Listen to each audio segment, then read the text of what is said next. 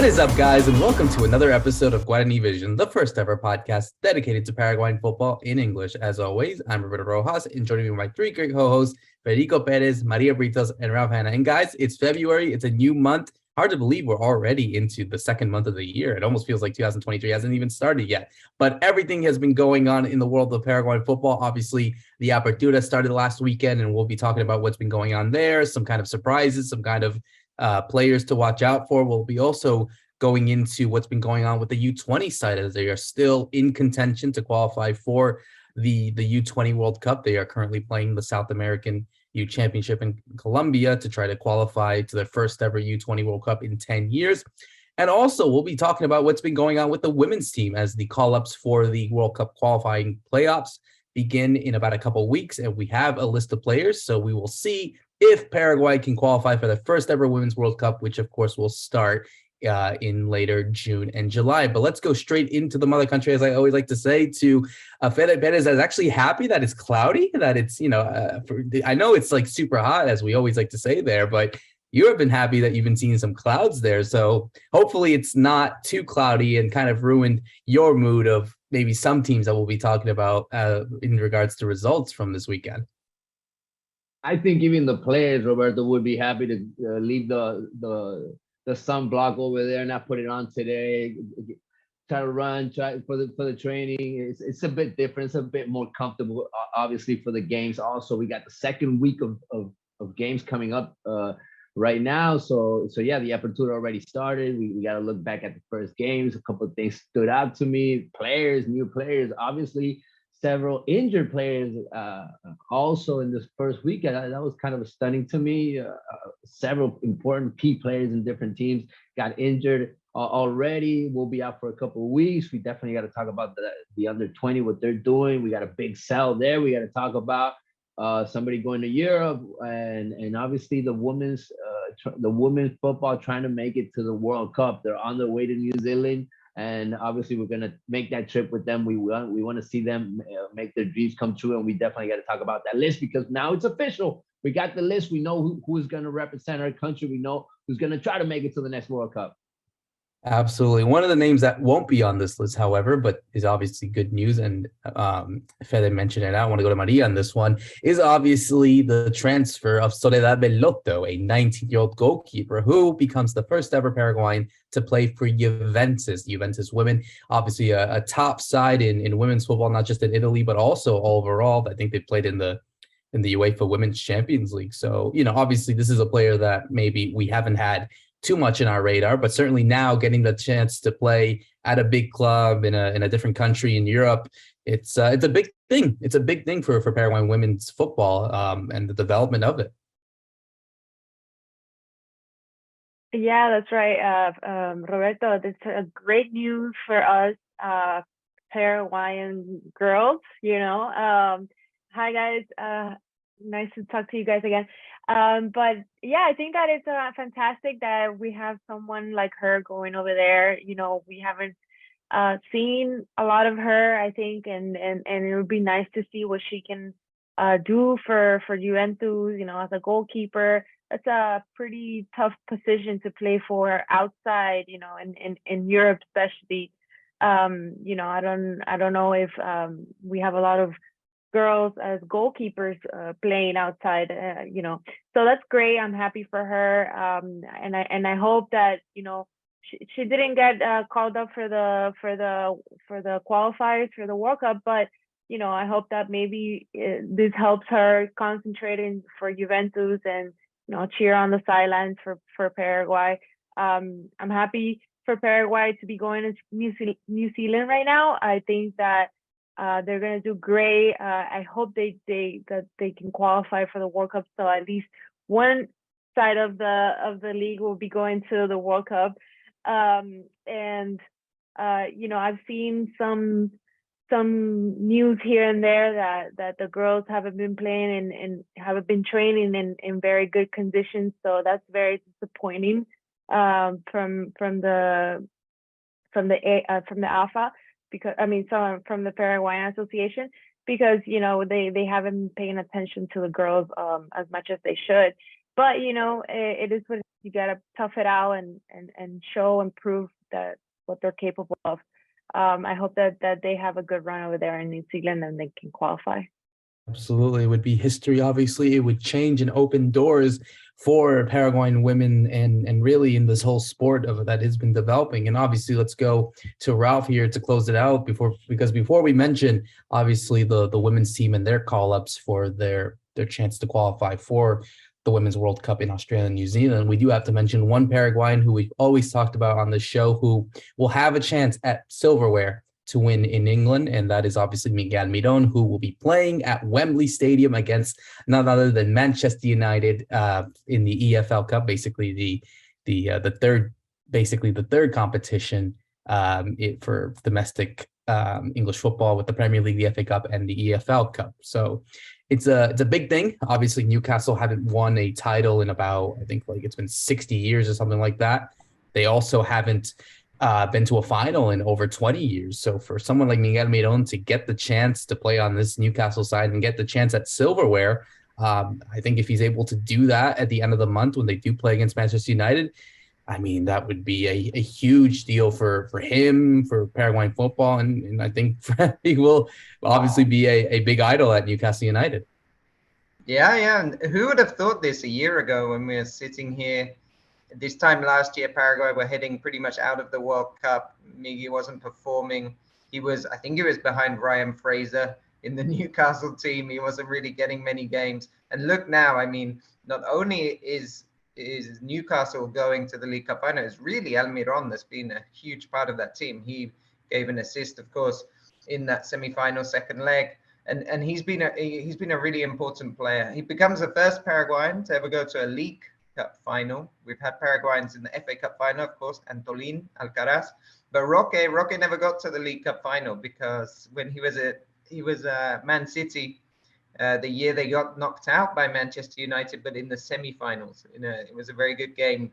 They'd won the first leg 2-1, and then they lost the second one 3-1. So they just missed out. So Miggy becomes the first Paraguayan, and this is what we talked about when we did the interview, talking about, focusing on Miguel Almiron. We're saying he's always won trophies. He comes from a winning background. This time he's had at Newcastle is actually the only time in his career that he hasn't been winning titles. So it's good to see him in a final again and doing what he does best, because he's a winner. He's a champion. And then, of course, what we all want is for this to transfer to the national team when we get going again, because that's what we're looking forward to. Well, it's a good record that you could say. And I think, if I'm correct me if I'm wrong, I think he's never lost a final. He's won it at Atlanta United, obviously. He's won titles at Cerro Porteño, even at Lanús. So, yeah, for him to get that kind of winning mentality that maybe not a lot of players on this Newcastle side actually have, I think would be big motivation for him and certainly a key piece. But we'll obviously get to that when the game is happening at the end of the month. Let's switch gears to what's been going on in Paraguay, as we saw the announcement made by Marcelo Frigueiro just a couple of days ago, the call-ups for the playoffs for the Women's World Cup in Australia and New Zealand. Like we had mentioned beforehand, the team is already in New Zealand. They'll be playing their first game against Chinese Taipei on the 19th. Obviously, a game that is of huge precedence, because obviously if they win that game and they play they beat the winner of Papua New Guinea or Panama, then they will qualify for the Women's World Cup. So it's a big task for this team. Obviously, never before have Paraguay ever gotten this close to qualifying for a Women's World Cup. Now they will have their chance. And looking at the squads, and we're going to go to Ralph on this one, because obviously he had the fortune of speaking to Marcelo Frigueiro right when this call-up was announced. Looking at the names, I think some of the big names that we've been used to seeing it, like Jessica Martinez, looking at players like Fanny Gauto, Diana Bolgarin, Lisa Chamorro, Dulce Quintana, many players, Alicia Bobadilla, many players playing abroad. Only 3 of them only playing in Paraguay: Gloria Saleb of Olimpia, Natalia Barros of Cerro Porteño, and Fatima Acosta of Libertad Limpeño. So, it shows, Ralph, that the Marcelo Frigueiro is really going all guns blazing on this one, really picking out the strongest squad possible, the players that have had the most experience outside of the country, where, the competition is very much more bigger and more competitive than playing in Paraguay. So Is this the best squad that Paraguay can have for these type of matches? I mean, some of the names that perhaps have kind of missed out as well. Is this really, for me at least, like looking at it, I think it is the best squad that Paraguay could put out for these type of matches.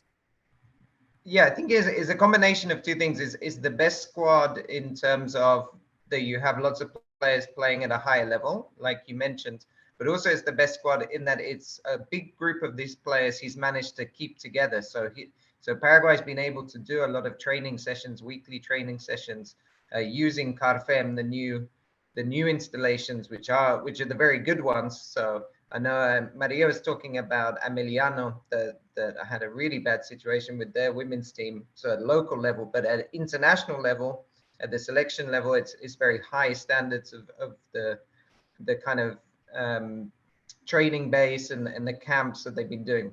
And then the other thing about the team, and this is what Marcelo was talking to me about, or one of the things we're talking about, is he has a lot of versatile players in there. So you mentioned Dulce Quintana.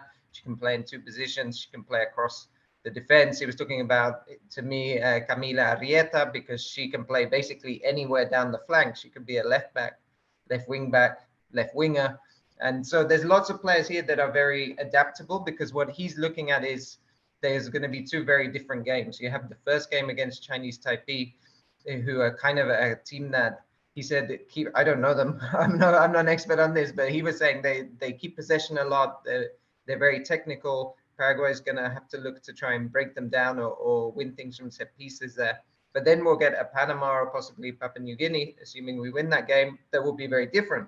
So you might have to play, instead of, let's say, 4-5-1, we might have to go to a 4-3-3. And so he needs basically versatile players that can do that. So that was one of the key takeaways from this squad. And then the other thing, I mean, it was raised in the press conference, but what about some of the Paraguayan girls that are doing so well in Paraguay? So a particular name was Lisa Larea, because she's got like 36 goals in Paraguay. So why isn't she considered? And he said, because she has to work. So that's the reality. You have to remember that these girls are not all pro. They have other jobs, and the ones that were working couldn't go to these camps that were every week. And so they started to fall out of consideration, because what he needed was that group, that kind of core group that has been together. Of course, some players are arriving very late because they're playing at the moment, especially the European-based players. They're going to arrive really late, and then they have to go all the way to New Zealand. So that's another challenge that Paraguay has, because it's, you're going to have jet lag and all of these kind of things, which is very different to playing against Chinese Taipei, who don't have such a big journey and won't have such a change in time. So there's a challenge there. But I mean, I think, yeah, as we were saying, I think this is the best kind of team squad you can get, pulling in those different factors, not just technical ability, but also the fact they've been able to train together, and they're very versatile and able to fill positions across two games. Yeah, hopefully that ends up on seeing a good team, right? On them coming together on these two games. It's do or go home, right? It's going to be that kind of situation for the girls. I do think it's going to be very mental. It's going to be totally on the way that they play, but especially just how they adjust to the game, how the coach also makes the right calls on the game plan and changing it up even when we need it, right? I think that's when this training camp of several weeks that they had might come in handy. The different kind of playing styles that you can have and that you're going to need going up against some of the best teams in the world, and hopefully staying in New Zealand and coming back at half of the year to play the World Cup. So hopefully that gives the girls more time. I mean, to be honest, you look at the list, Roberto, and you look at their ages, and we have a lot of young players. We have players that are just 21. Our star, even Jessica Piraju Martinez, she's only 23. Most of these girls still have a long career ahead of them. So, the way I see it, it's a big shot for them. It's a huge opportunity for them to try to make it to the World Cup, but I don't believe it's going to be the only one. I think this team is just going to keep on building. It's going to get stronger and stronger, especially with this jump that we made of bringing a coach from another place. We brought a Brazilian coach. He has some more experience. I hope this is where we see that experience in World Cup level. And yeah, to Maria's point, you definitely got to you definitely have to separate the situation of the local league, of the local players, the way that the clubs are doing things here, the way that they're working, the long project that they're trying to do, that they're trying to build here, of going from 2 to 4, and now try to have 6 players on the squad that have a professional contract. We're trying to do that adjustments here, but yeah, we're still kind of far away from that, and that's why we don't see that many local players on this list. But you do see that Paraguay is selling good players. If you look at the best players of last year, they all left. They're all playing in Brazil. Some even went to Europe, and that talks really well about our league. That talks really well about our players. And if you look at the other South American teams, I would even say that we're taking step by step, but we're getting better ahead of even other countries, and I'm really happy about that situation. I even heard that there was a big announcement from CONMEBOL trying to bring in CONCACAF teams and play against CONMEBOL teams. Apparently that's going to happen next year, a new competition. So that's always good, that the experience, more and more big games for the girls. I'm really happy about that situation. But I wanted it to stand out more than anything, that we have new players on this squad and we have young players. I don't think this is going to be the only shot for them, but for some it could be. Ralph said Dulce Quintana, she's 33 already. So for some of these players, it could be their only chance to make it to the World Cup and to try to bring the country together also. These girls, it's not just about fulfilling their dreams, it's also about fulfilling all the girls' dreams here in Paraguay, and to put their names out there. And it could be really huge for the women's game, obviously, in our country. Yeah, Maria, I wanted to go to you on this one, because I think, we had mentioned this sometime as well. And, now that we're getting close to it, it is a reality. It could be a reality. And I think one would think that, for really someone in an agenda that gets really discriminated in Paraguay, we know that the discrimination of women is in Paraguay. We know that sometimes it is a bit much, but, for them to hopefully achieve this and to go to their first ever World Cup, I mean, it would change everything. I mean, people talk about, wanting to go to World Cups, Copa Americas, win stuff like that. But we also have to forget that there is another side to this as well.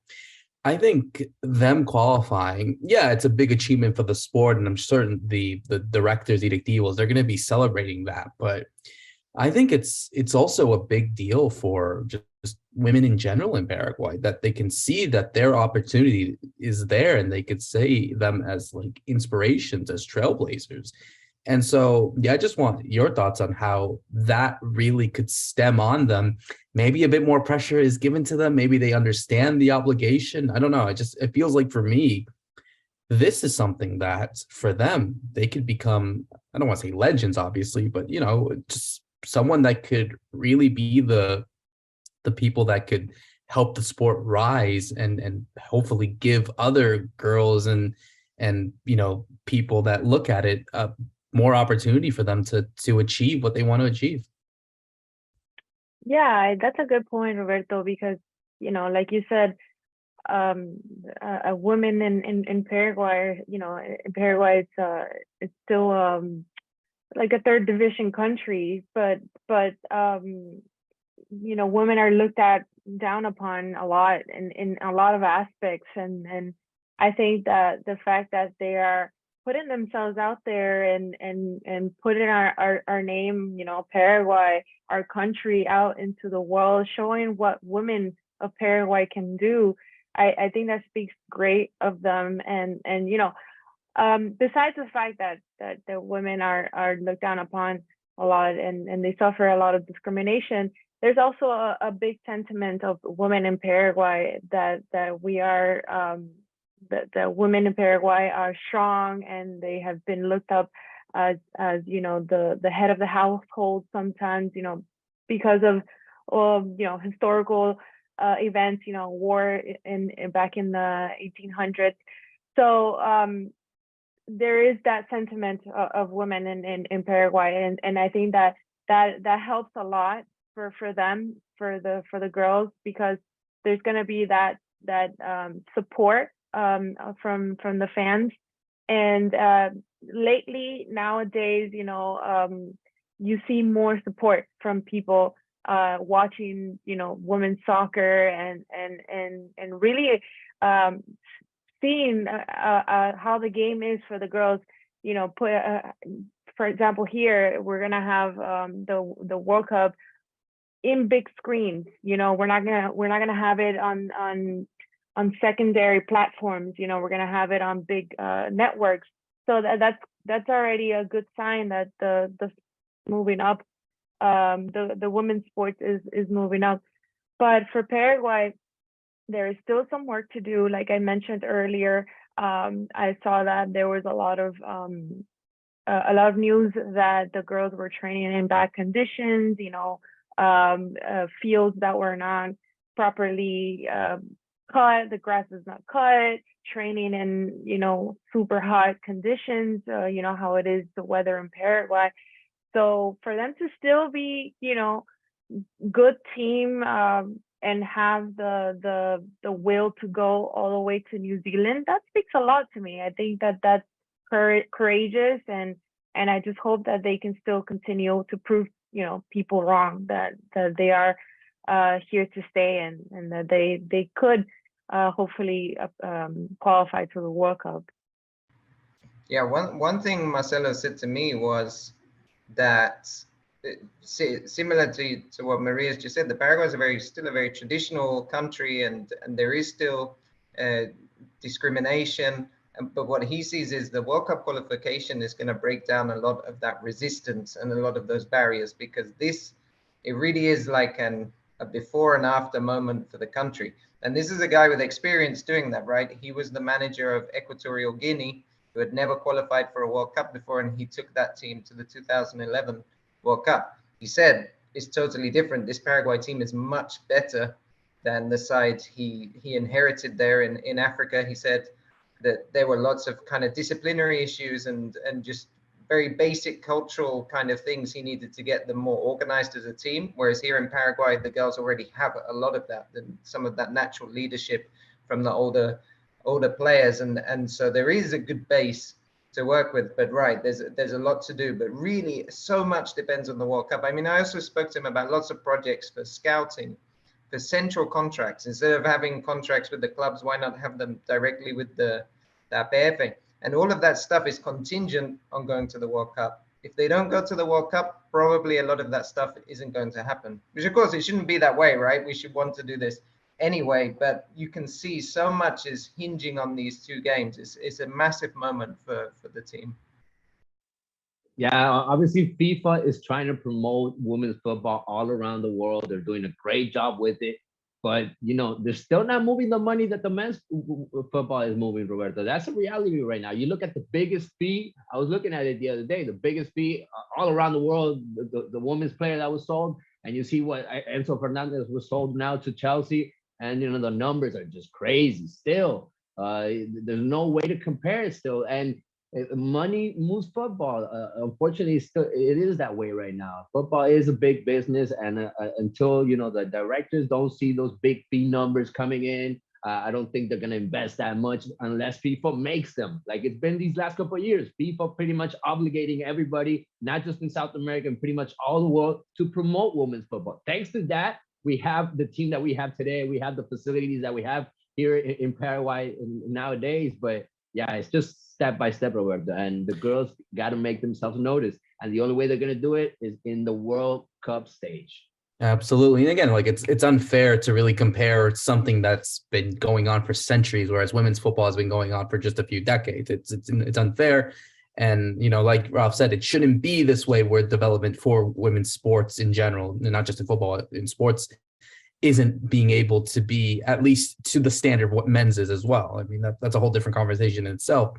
But yeah, like I said, I think a lot is really dependent on this side. And again, we'll be talking about the games against Chinese Taipei, and hopefully if they do make it to the game against either Papua New Guinea or Panama, that they can indeed qualify for their first ever Women's World Cup. And like you said as well, Ralph, it would be a groundbreaking event and something that will change how the sport is viewed forever in the country. So we'll definitely see what's going on there as we switch gears now to a tournament that has been starting. Obviously, the Apertura has begun the 2023 season for the Paraguayan clubs. As we saw, Really a bunch of games happening over the first weekend. We did see a few dramatic results. One result that I do want to mention was the first game that we saw, the Libertad Guarani game at the Diego La Huerta, the Stadio Libertad. Libertad getting it really late, thanks to a penalty from a goal from Tito Villalba to score the game winner to give all 3 points to them. Some of the results that we saw as well was Sportivo Trinidense beating Tacuaru, one of the teams that we had, I think me and Maria have mentioned, one of the surprise packages. They're getting the result there, getting their first ever win back in the first division after quite some time. Nacional defeating Guarani at 3-1. General Caballero Juan León Mallorquín beating Resistencia 2-0. Looking at the other two big teams, Cerro Porteño tying Sportivo Ameliano after actually coming back to draw it from a Claudio Aquino goal. They were actually down 1-0 to Sportivo Ameliano at the La Nueva Olla. And Olimpia getting it also late, 2-1 win over Sportivo Luqueño, the obviously the defending champions, getting the result there. So Fede, I wanted to go to you on this one. At least from what we saw from this first weekend, it's kind of been, I wouldn't say shocking, but definitely very cautious. Libertad getting a result very late, Cerro Porteño having to get a result late on as well from a Claudio Aquino goal. Olimpia getting the result against Sportivo Luqueño, but they had to sweat it out. So I guess the earlier impressions is that these teams are really sweating it out. Like they're being a bit cautious. Like again, yeah, obviously I think it's those first game jitters. Always teams get a bit nervous, but at least from what we've saw, at least I want to go to Cedro on this one. I think it's kind of similar to what we've been talking about, that the side hasn't really been convincing, and to get a result like that at home against a side that you should be, like Armeniano, who again won the Supercopa the other day as well. So congratulations to them beating Olimpia. But for them to do that, especially when you have a better team on paper, it's not really convincing if you want it to be a side that's not just going to compete in the local league, but also in the Libertadores, which begins in a few weeks as well. Yeah, we definitely got to talk about Ameliano, right? This team has surprised everybody, beating Olimpia in the Super Cup, and now stopping Cerro Porteño in front of their fans in their first home game, and Ameliano doing it with great style. The sense that I'm getting after watching pretty much all the games of this first week is that the small teams have gotten stronger, and they're not going to make it easy for the big teams. They're not going to make it easy for the favorites. And yeah, if I look at the standings, if I look at the teams that won in this first week, pretty much all the favorites won. I think Cerro Porteño was probably the only one that couldn't do it, but even Nacional kind of shocked everybody. Ralph, who talked about that team on the first episode, and he said, yeah, this team is going to change it all up, and they actually found solutions, and they were the first team to go out there and play Libertadores in a couple of days already. So some of these teams have urgency. Some of these teams got to build up fast. Other teams are going to have to work really hard, like Resistencia. They really showed really very little in this first week, in this first game. But yeah, as for Cerro Porteño, I think I said it last week around. I'm really not liking what I'm seeing from this team. I don't see a team that's coming together. I don't see players that are on their level, and players that are not taking their opportunities. I mean, Brian Zamudio, that they gave him the starting role, he did not show up in those 45 first minutes. They needed Claudio Aquino to come in the game and totally change it up. And their strikers are yet to score. Cerro has probably the best strikers in the league, but they cannot score. They couldn't score against Oriente Petrolero in the friendly match before the tournament started. They couldn't score against Ameliano, and they all came in. We even saw Diego Churin get minutes already. So Cerro is not finding the formula, and they have not gotten the replacement yet for Alexis Duarte. That's actually been the big problem also in defense. So they're having all these problems in defense. They're having problems in midfield, on the creative side, and their strikers are not scoring. So I'm not seeing much yet of this team. And Ameliano, they were flying high after beating Olimpia, and they really took that level to Cerro Porteño's ground, and they really played them out. I even thought they deserved maybe even to win it. It was on those last minutes, it was up for grabs. It was up for any of those two. And Ameliano just looks ready, not just for the Paraguayan League, but they also have Sudamericana this year. And this team, you got to take them serious. I mean, they won 2 trophies in the last months, and people are looking differently at this Ameliano, Rob. They really made a name for themselves in the first division now.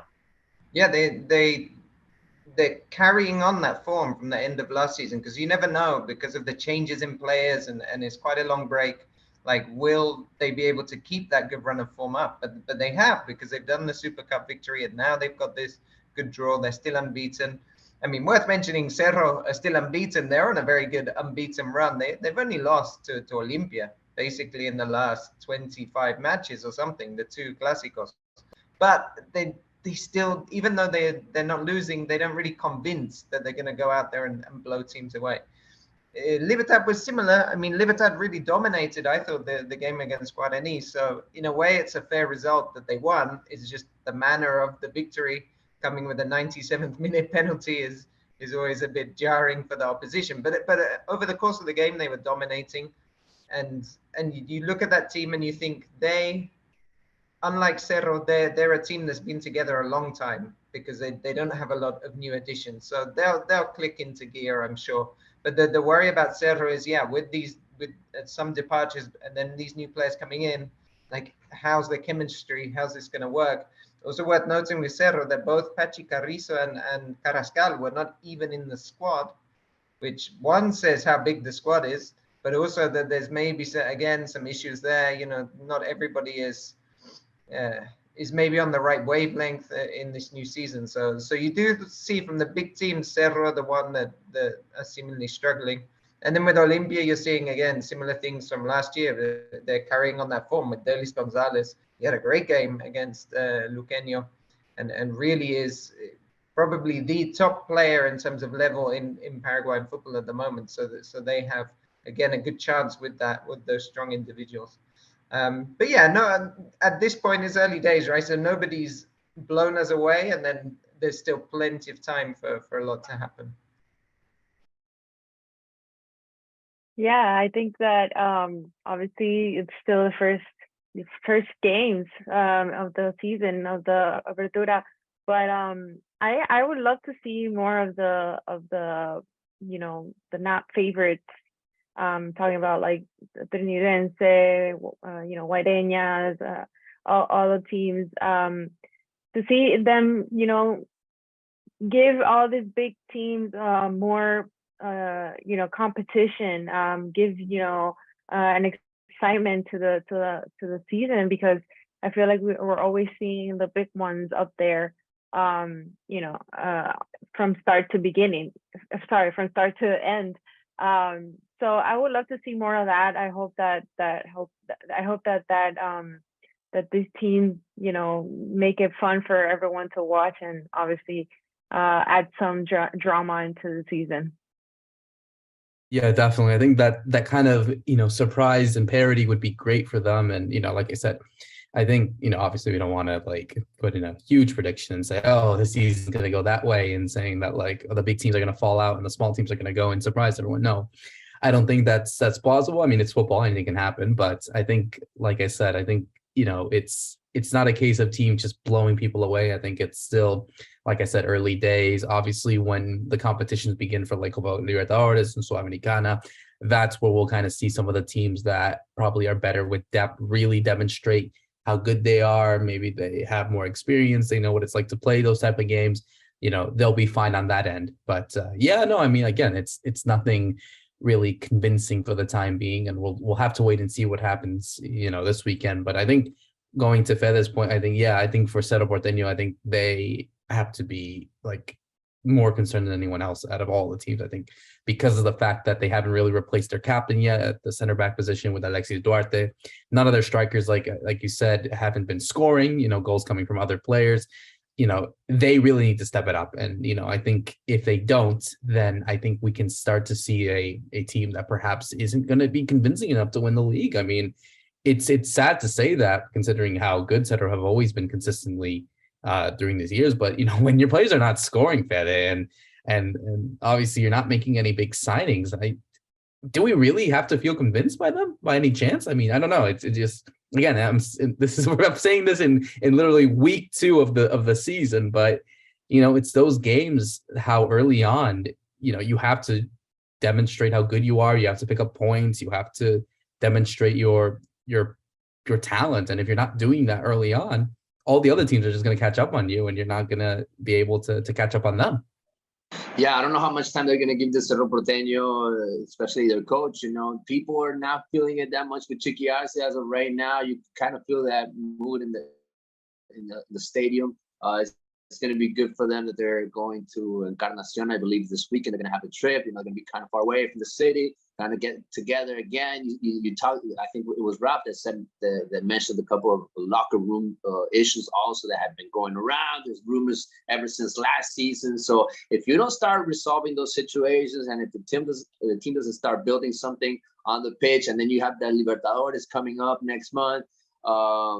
When you get to that stage, I want to see where this team really is. And if not, it could be the first team to be back against the wall. They're back against the wall. I think it could be that kind of situation for Cerro Porteño if they don't get their stuff ready very, very, very early in the season. I want to stand out one player that actually caught my attention. I made a whole list actually of young players, and I'll be throwing it out there as the season goes on. But I wanted to stand out Trinidense Lucas Barrios, just the way he started the season. He's one of those players that I think even if he starts scoring, I think he's one of those players that a lot of people are going to want to go watch Trinidense's games just because of Lucas Barrios' level and what kind of player that he can be. The same thing happens with Roque Santa Cruz when he was in Olympia. I think he could turn to be that kind of player, especially after the level that I saw in this first game with Trinidense, a team that pretty much kept their base of players from last season, from the intermediate, from the second division. They have the youngest coach also, Jose Arrua. So, this team kind of could surprise a couple of teams, and especially with Lucas Barrio on their side. And this is a striker. This is a guy that knows what to do in front of the goal, and he started scoring. Yes, it was a penalty, but he showed a really good level, Roberto. And this is a guy that hasn't played in, over 6 months. He was already retired. He came back from retirement to play for Trinidense, and he's probably one of the attractions that this Apertura is also going to have. Yeah, definitely. I think the name obviously stands out. I mean, obviously someone who's demonstrated his time in Europe and other clubs and on the national team. So certainly there is that attraction. But yeah, it's certainly something that in a way can also inspire some of the young guys, like seeing someone who's done it at the top level for so many years. You see some of the youngsters, maybe some players on Trinidense who probably have never had the chance of playing in the first division, or maybe are just a bit young. They start to see someone an example of them. It's like, okay, if they can do that, if he can do that at whatever age he's, 38, 39, then why can't I? So yeah, it's definitely serves as a good inspiration. It's a good story as well. So hopefully that it does become something like that. And yeah, again, against Cerro this weekend as well. I mean, that's how kind of fortunate it would be for him to do that against Cerro Porteño. That would probably give joy to them, but definitely not to the fans of Cerro, who've kind of always been seeing him over the years. As we switch gears now to obviously younger stars in the U20 side, as the South American Youth Championship, as I said, is still underway. Paraguay, last time that we spoke, were actually in contention to qualify for the next round. They did that. They beat Peru in the last game they played against Brazil. Obviously qualified. Both sides have played reserve sides. They were actually winning 1-0 at one point, only for them Brazil to turn it around and win 2-1. We fast forward to the final stage. Paraguay is in a group with Brazil, Uruguay, Venezuela, Colombia, the host, and Ecuador. Paraguay, at the time of recording, has already played one game. They tied Venezuela 1-1. They were actually winning as well. This has been a common theme, and I'm going to go to Ralph on this one as well. It's been a common theme for Paraguay at the moment that they've been winning games, but they haven't been closing it.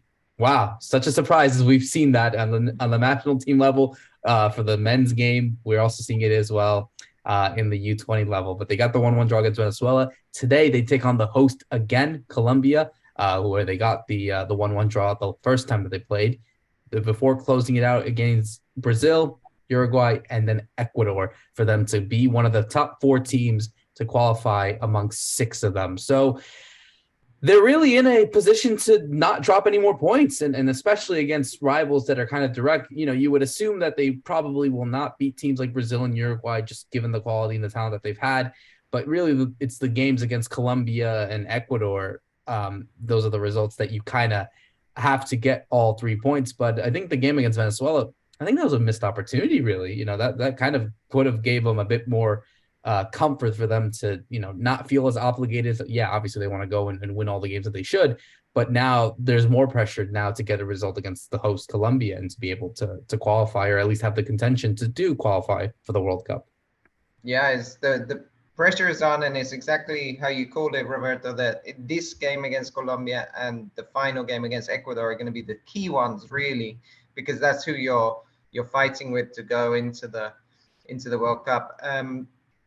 The game against Venezuela, I mean, it was the big absence was Mati Segovia from the start. He had an injury, so he did come on in the second half, but he wasn't fully fit, and that whole first half was a bit flat, as both teams didn't really want to play with the ball, because Paraguay have looked much better on the counter-attack, but then Venezuela are not really interested in building up, playing possession-based football. So it was, I don't know, it was like two boxers kind of like standing off each other in the opening rounds of a fight, that kind of thing. And then the second half, Paraguay were very brave, I thought, for the goal, or Gilberto Flores was very brave for that goal, for heading it in, because he kind of got injured in the process, and it was a goal from set pieces. So it's what Paraguay have also trained and do well, I guess, very typical. But they let the lead slip. Yeah, they gave away the penalty, and they let the lead slip. And what we've seen and what we're going to see is there's a lot of matches, they're young players, and so you get tired. You get tired. I mean, you have to rotate the squads. You have to try and manage that very well, because it's just a physical thing that they're not. None of these players will ever have played so many games in such a short space of time, because the Odesur, a lot of them played the Odesur, but that was a shorter tournament than this one. We're talking about, we got 5 games now in the final round, and the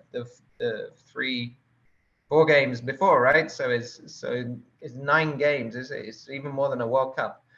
So it's a big thing there. I think that Paraguay, when you talk about dropping off in the second half, is some of that physicality. And then when your best player is Mati Segovia, who's not very athletic or physical himself, that kind of points to where some of Paraguay's struggles are going to be. But I think they have the quality. I mean, they have the quality to beat Colombia. They were close in that opener. They definitely have the quality to beat this Ecuador team. This isn't a great Ecuador side. So, and maybe they snatch a point of Uruguay. I'm not even going there with Brazil. This Brazil team is amazing. They've got some really good players, and you would argue it's not even their best squad, because they have, some of the European-based players up there. So, Brazil is on another level right now. But let's see what they can do tonight. I think they can get a result. Remember as well that Aldo Bobadilla, the coach, he's coached in Colombia, and he's won a title in Colombia. So he knows the place very well, and he knows the style of football well. So I've got a hope for us. But yeah, the second half performances are very important. I hope he doesn't hold back. Talking about our coach, right? But Bobadilla, I've gotten the sense also in some games that he's always doing these defensive changes, these defensive subs, and I'm not liking that too much. It's time to go all out. It's time to make it to the World Cup. I got that in the first games when you're trying to build a good team, but we don't have that many players as of right now. We lost Diego Gomez, I believe, in that first game. He hasn't been 100%, and he was pretty much the heart of the team also in that midfield. And if you don't have Mati Segovia by the side creating the opportunities for the rest of the players, it is kind of hard for us. And that's what Ralph was talking about in this first game against Venezuela. We didn't really have that many opportunities. So Alan Wilk, our striker, wasn't getting the ball that much close to the goal. And he needs to get more opportunities. I think he's not getting as many opportunities in front of the goals as he would also like. So I'm hoping that in these next games, these last matches, that those kind of things dissolve, those kind of things change, especially from our coach. And I'm standing out other players as of right now. Gilberto Flores, he's maintaining a tremendous level from the start of the tournament up until now, also scoring. And Angel Gonzalez, the goalkeeper, he saved us so many times in so many different games. So I'm going to stand out those players as of right now, hoping to see more attack from this team, Roberto, hoping to see more goals from this team, and hopefully seeing this team make it to the World Cup. Yeah, definitely. I think that's the main thing here. And Maria, I just wanted to jump in on this one, but I think it's it's really like these type of games that I think are really important. Like I said, I think, like we mentioned with the women's game, it really becomes a before and after. Like I mentioned beforehand, it's been 10 years since Paraguay have been in this opportunity to qualify for a World Cup. That was the generation that brought Miguel Miron, Diego Gomez, and Gustavo Gomez, Deris Gonzalez, those type of players. Could we see that with these guys? I don't know. That's what we'll have to figure out. But I think, seeing some of the players that we've actually got, the news we got a few days ago of a transfer of a Paraguayan on the U20 side going to Europe, really, someone like, it's important, like Diego Gomez, he's going to Lazio, that's a big team in Italy playing in Serie A. I mean, it shows that there are players out there, and, me, myself as well, speaking to those that are kind of involved in the scouting and kind of into transfers. I mean, I could tell you off the top of my head that there are a lot of clubs out there from the top 5 leagues, from England, Portugal, France, Spain, Germany, many other countries in Europe who are looking for these talents. And there are some Paraguayans that are on their radar. They are on their checklist. So no, it shows that these type of games and these performances, they need to, that could be life-changing for these guys, where they could be playing, against, I don't want to disrespect a team like Sportivo Trinidad or something like that, but they can go from there to playing in the Champions League or playing in front of 70,000 fans in Europe. I mean, it's just like that, and it could change in a fortune. Yeah, I definitely. This is why these games are so important. These competitions, I think it's mainly to show and see what kind of players are coming up. Are what's the future of our leagues, and I think that these guys, obviously they know this. I mentioned this before. They know the opportunity that they have in their hands, so it's so important for them to be able to make a good show, put a good show for everyone, not just for the country, but for their own future, to show scouting teams what they can do, and that they are here, and that they could prove that they have a good team and good players to go to Europe, to go to the big leagues and in Mexico and here even MLS. So and obviously we talked about this so many times.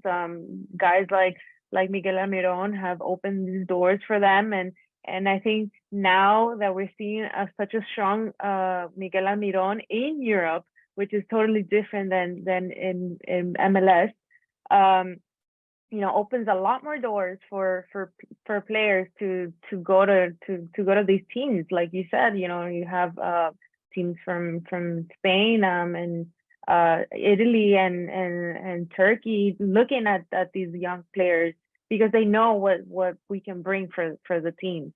So yeah, I think that this is a great opportunity again for these kids. I just hope that they know what they have in hand, and that they can take advantage of this time around. It's a big responsibility as well to go to a World Cup, no matter what, if you're a women's team, or if you're a under 20, or if you're the national team. So let's see what they have at hand, and hopefully it's a good tournament. And I just hope that they can know the opponents that they have, like Venezuela, those kind of teams. They know what kind of style they play, and I just think that they don't take advantage of the fact that these teams like Venezuela, maybe Peru are the smaller opponents, and they're not putting their best games out there with these kind of teams. They are putting their best games against the big ones like Brazil and sometimes Colombia and Argentina, but they still have to worry about the smaller ones. I feel like we always struggle with that, and if we're going to struggle with that, let's start fixing it from the bottom, which is, you know, the under 20s. Just to mention before you wrap it up, Roberto, Diego Gonzalez, his journey to make it to Italy, to make it to Lazio. He's going to be there only 6 months. They're going to try him out. Let's see if he stays there. It's not going to be easy for him. He's going on a loan, but this kid is so young, and you could already see he's played in Panama, Peru, Mexico. He bounced around from Olimpia, Nacional, Libertad in his younger days. That's the kind of journey these guys have to make to take their football to Europe. It's been really hard for him, but we're happy for him. Diego Gonzalez, he's probably the best deal we've gotten so far from this under 20, going from the second division of Mexico straight to Italy, straight to the first team of Lazio. Yeah, no, it's a huge responsibility. It's huge pressure on him, but obviously he's been able to prove it now in other leagues and other teams. Let's see if he's able to do it in Lazio, wearing the sky blue colors in Italy. So we'll definitely have to wait and see as we close out another great episode of Guarani Vision. A lot of chat about everything that's been going on in the world of Paraguayan soccer. For myself, Roberto Rojas, Fede Perez, Maria Britos, and Ralph Hannah, thank you so much for listening in. See you soon.